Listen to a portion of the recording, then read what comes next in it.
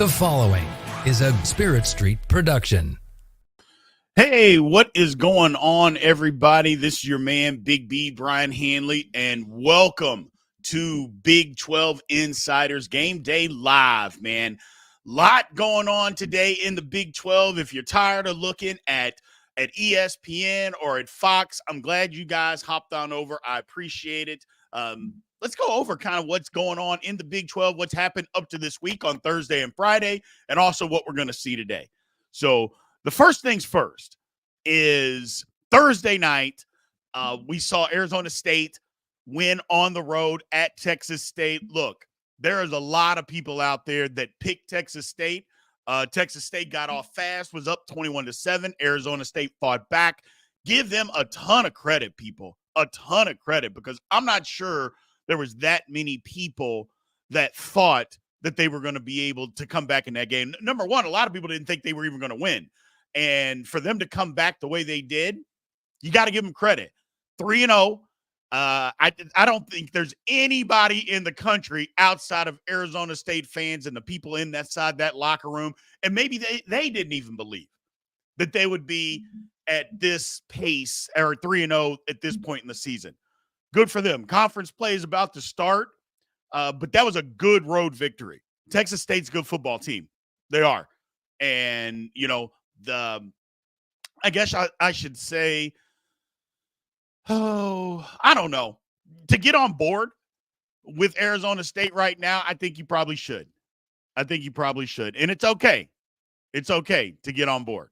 It's okay to get on board with that. So, having said all of that, I like what they did on Thursday night. It was a good football game. Yeah, it was a good football game. As a reminder, remember to like, follow, subscribe, leave those comments in the comments section, because I'm going to be answering any of the comments that you guys have for us today. So, but yeah, good win for Arizona State going on the road, hostile environment. You just had to watch the game on TV. You could tell it was a hostile environment.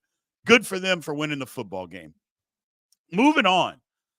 Kansas State blast Arizona last night. Look, I'm not going to be the I told you so, but I told you so. Arizona, they just were not ready for the physicality that Kansas State and the Big 12 as a whole brings to the table. They just weren't. Look, Arizona played undisciplined football. That was evident. They turned the ball over once. It was a great play by a defensive back for Kansas State, so that's something different. But they couldn't sustain drives. But mainly when Kansas State turned up the heat in the trenches, Arizona had no answers. Now, whether you want to say that's coaching, whether you want to say that's they don't have the depth, because they were a little bit banged up, but it's football. Teams get banged up. I don't know. I just didn't think they matched. When the game got physical, they didn't look like they wanted any part of that. And it showed. It literally showed. K-State came out. They did some more stuff on offense that we hadn't seen. Avery Johnson was electric. Still got to work on his passing down the field and over the middle of the field. Got to be better. He missed some throws. Some receivers got to catch the ball as well. But as a whole, good showing. It couldn't have been a better night for Kansas State. Got out of it healthy, relatively healthy. Big win over a ranked opponent. National TV audience, you know, I mean, on Fox. So big upside in Manhattan, Kansas last night. Big win. Now let's go up the road a little bit. And technically, the game was in Kansas City and not in Lawrence. Kansas, at some point, I think you and your fans have to realize that you have a problem. At some point, we've got a problem here. Last night was a game you should have won. The week before was a game you should have won against Illinois. But last night, now, don't get me wrong, UNLV is better than what people are trying to say they are. They're a good football team. Give them credit. But you're never going to be able to convince me that UNLV should have been able to go on the road And if you want to, you can call it a quasi road game if you want. It wasn't. Look, it wasn't neutral site. Okay, the place was full of Kansas fans, and for them to go there and win that game, come on, Kansas, come on, man, you got to be better than that. You just do. You just do. I don't know. I don't know, man. I don't know the reasoning on what's going on. I can look into the details and we can say that Jalen Daniels isn't playing great. I mean, what was he? 12 or 24? That's not bad. That's not good. 153, 2 interceptions, no touchdowns, not playing good. But then you ran the ball with Devin Neal, 23 carries for 120 yards. My thing is, Jalen Daniels is struggling, but you're not struggling to run the football. You're not. They ran for 199 yards last night. Why don't you just keep running it? Why don't you do that? Make them stop you from running the football. Where's the coaching? We talk about Lance Leipold being this great coach. Okay, well, where's the coaching? Run the football. I just don't understand. It's just, you've got talent. But if one of your talented players is struggling, for instance, just say it was basketball. And on a basketball game, if your guys are consistently missing outside shots, but when you go inside, you're scoring every time, what would you be saying? Hey, guys, just keep shooting. I know we can score and we can get it inside whenever we want, and we're scoring whenever we want, but we want you to keep shooting the ball outside. No, you're not going to say that. You're not going to do that. And yet, here we are. You lost 2 games in a row because you refused. Devin Neal should have had 35 carries last night. 35 carries. And it is what it is. Go win a football game. You're running it well. It's not what you did. And now you're 1-2. And while things in the Big 12 are still wide open, I mean, it's hard for me, somebody that was on the bandwagon, it's hard for me not to get off of that bandwagon when the coaching is not up to par. It's just flat out the coaching. The quarterback play is not up to par, and the coaching is not up to par. It's not. And I challenge any Kansas fan to challenge me on that. I'll go back and forth with you. Don't tell me that the coaching's been up to par when you see a quarterback struggling and you continuously throw the football when your running game is working. It makes no sense. Makes absolutely no sense. I don't get it. And to be honest with you, I feel a little bad for the guys in the locker room because they're putting it out there on the line. And yeah, I get it. The quarterback's not getting it done and they're making some mistakes. But hey, coaches, put them in a better position. Put them in a better position. Just let them run the football. Just run the ball. Change your identity if you have to change the identity in order to win a game. Because I think that's what has to happen. They're going to have to change their identity to go win a game. I can't be more disappointed in Kansas. And I think it's because I allowed myself to believe that this year was going to be different and that they were going to do some things different. But they're not. They're not. So, I mean, this was a huge opportunity for Kansas this season. And I'm not saying, again, conference, everything in the conference is still all out in front of them. They could turn it around. But what have you seen that says, yeah, they're about to turn the corner here? You haven't seen anything like that, man. You haven't seen that. It's ugly. Ugly right now in Lawrence, Kansas. Let's move on, though. Look, some of the games today, yeah. Not a lot of great games. Rice at Houston. I think Houston gets off the snide and finally wins a game at home against Rice. BYU at Wyoming is going to be intriguing. It's late. It's in Laramie. I know Wyoming is not any good, and they're not. We've seen them. Wyoming is not good. But BYU coming off a big win last week. They're going on the road again. Let's see if they can make it happen. Let's see if they can go win another game. And look, they're going to be the favorite. They're favored by double digits. They should be the more physical team. Now, how do you handle success, should I say, at BYU? And it's not like it's been a ton of success, but they've been one of the upstarts of the conference, them in Arizona State. Here's another opportunity. Go win the game.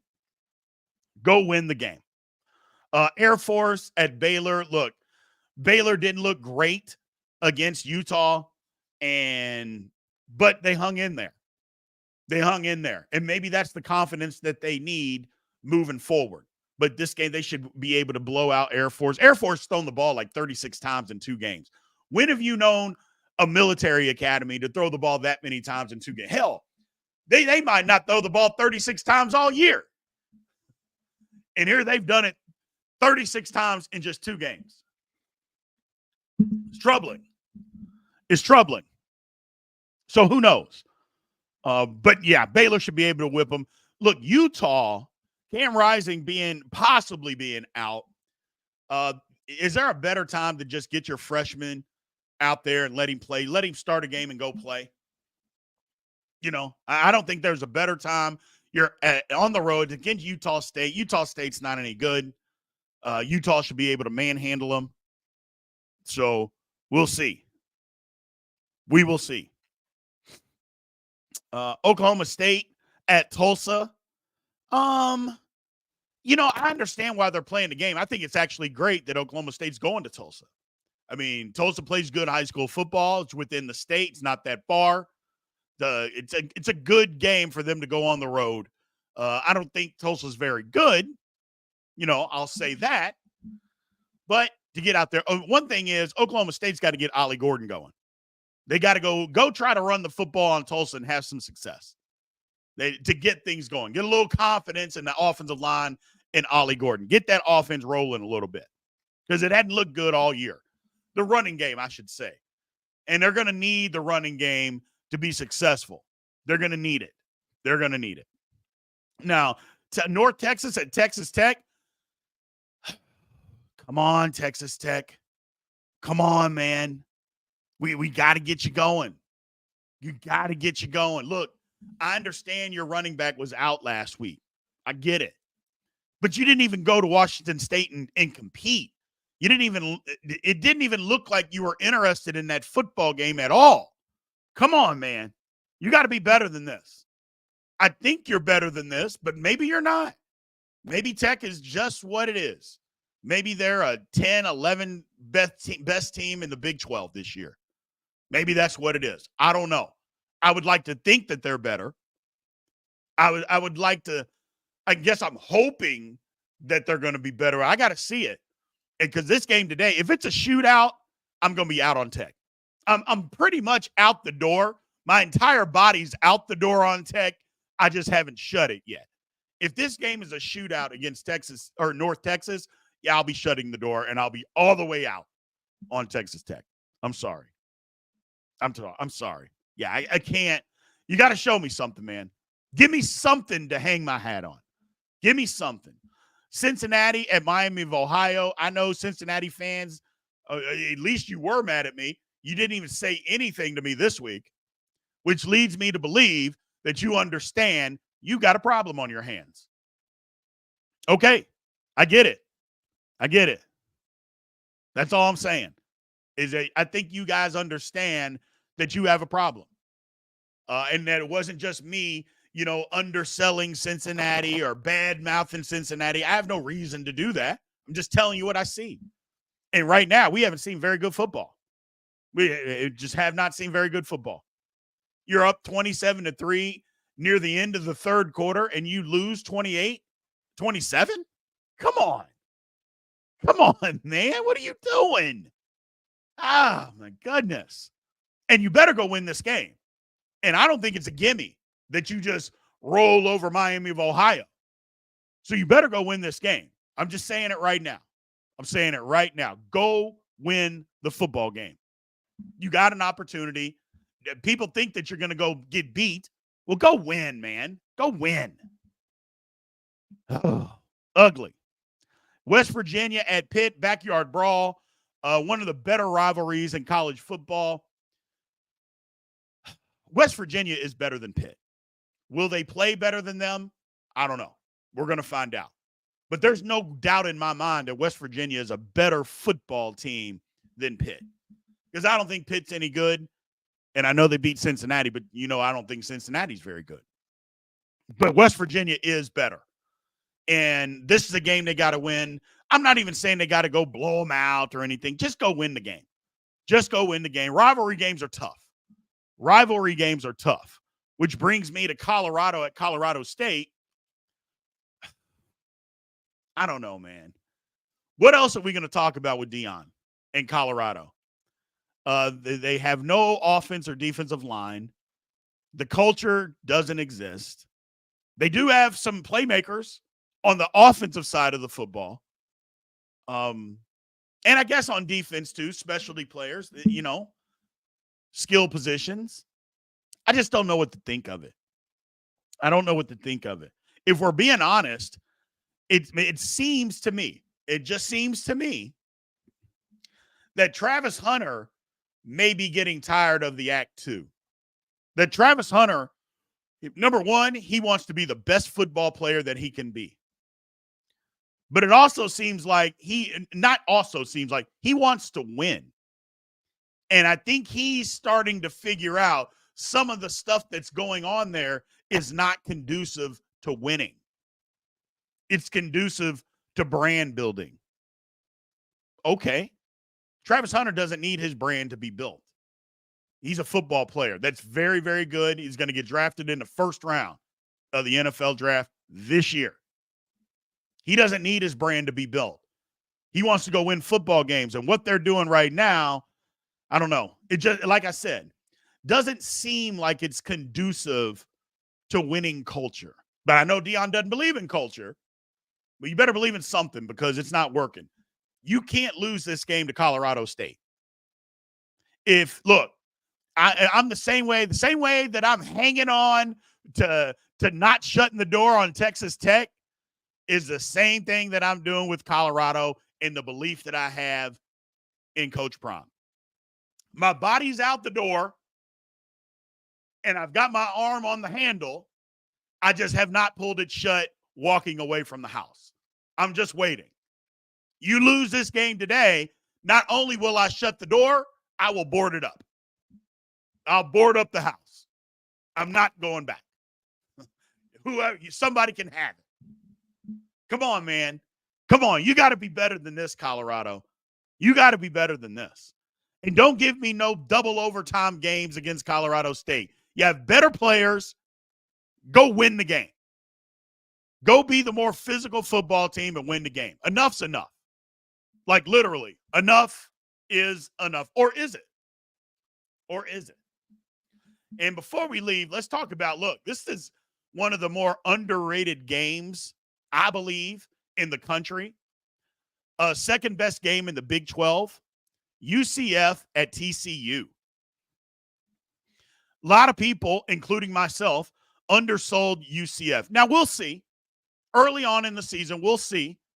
But UCF's playing some physical football. Now, they haven't played anybody, but I think they're better. I do think they're better. They're going to get a big test today.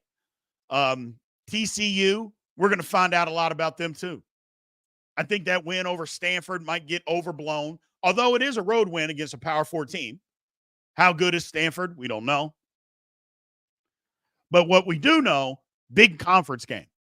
And this does count as a conference game because both of these teams, TCU plays SMU next week as their last non-conference, and then UCF, they play Florida. I can't remember the date, but I think in a couple of weeks. So this actually is a conference game. So I'm just looking forward to see. I want to see this game. I want to see this one bad because I think it's going to be a very good football game. Again, not a ton of great games throughout the Big 12 this week. Next week, it kind of all gets started up. So, but we'll see. We'll see. I'm very interested. I think UCF wins, but I'm not sure. I just need to see. Because I think the more physical team is going to end up winning that football game. The team that can tackle and can control the line of scrimmage. I know you could say that in a lot of football games, but when UCF wants to run it, and they want to run it a lot, well, whoever's going to control the line of scrimmage, I think is going to win. That's who I think is going to win. So, all right, man, I appreciate everybody being in here. Look, we just do these things on Saturday. I threw it together. I just wanted to come out and talk to you about, number one, what we saw, and number two, what we're about to see, some of the games coming up. So I appreciate everybody being in here. Thank you guys. Again, remember to like, follow, subscribe, hit the notification bell, and always leave those comments. We absolutely appreciate it. We will be back with you on Monday for the wrap-up show of what happened this weekend within the Big 12. Appreciate it. Aloha. This has been a GoPowerCat.com and Spirit Street production. Please support this show by subscribing to this YouTube channel or follow us on your favorite podcast platform.